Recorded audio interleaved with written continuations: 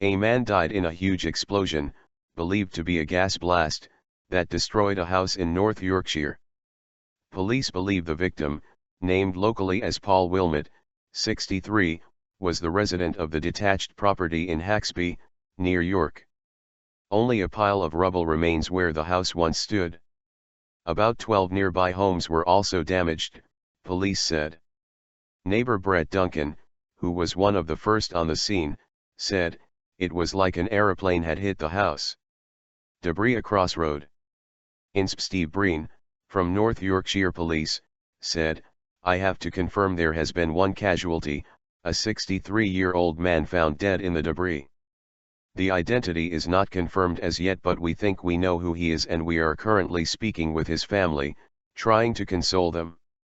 He said the cause of the explosion in Springwood, Haxby, which happened at about 7:30 GMT, was still under investigation but was not thought to be suspicious and was being treated as an accident.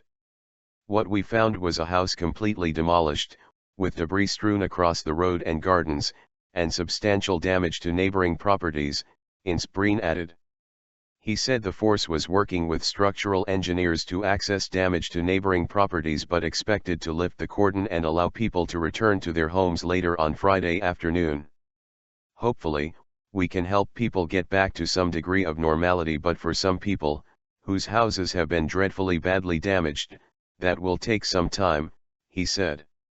Stuart Simpson, from North Yorkshire Fire Service, said his officers' focus had been on ensuring the safety of neighbouring properties.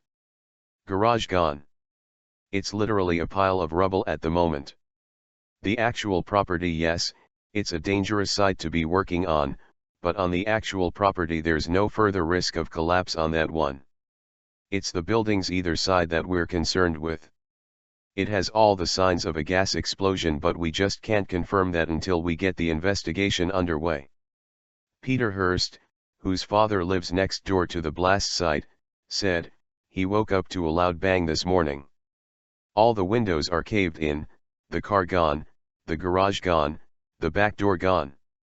He is all right but is very shaken up and does not want to talk about things. His bedroom backed onto the house." Neighbour Brett Duncan said it was a chaotic scene. "All of the car alarms were sounding. I saw debris across the street.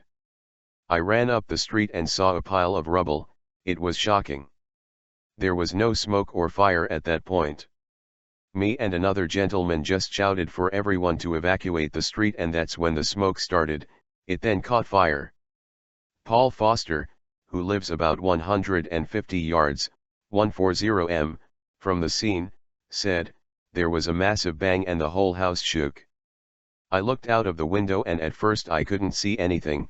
I thought an aircraft could have come down. There was a large plume of smoke coming up."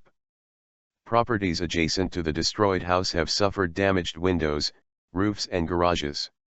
Windows at St. Margaret Clitheroe Church on Holly Tree Lane and the Presbytery are also understood to have been damaged. Marie, who lives nearby, told BBC Radio York, "It was such a large jolt and noise. We were living down south when the Buncefield oil storage depot exploded off the M1 and it felt exactly the same.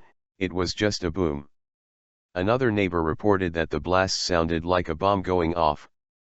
Members of the public are being urged to stay indoors, but police say they do not believe there is a risk to general public. Nothing left. Tony Richardson, a councillor on Haxby Town Council, said, "The house is completely gone. At the present time we believe 5 houses have been evacuated.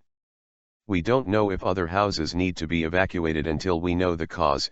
We are yet to establish that yet."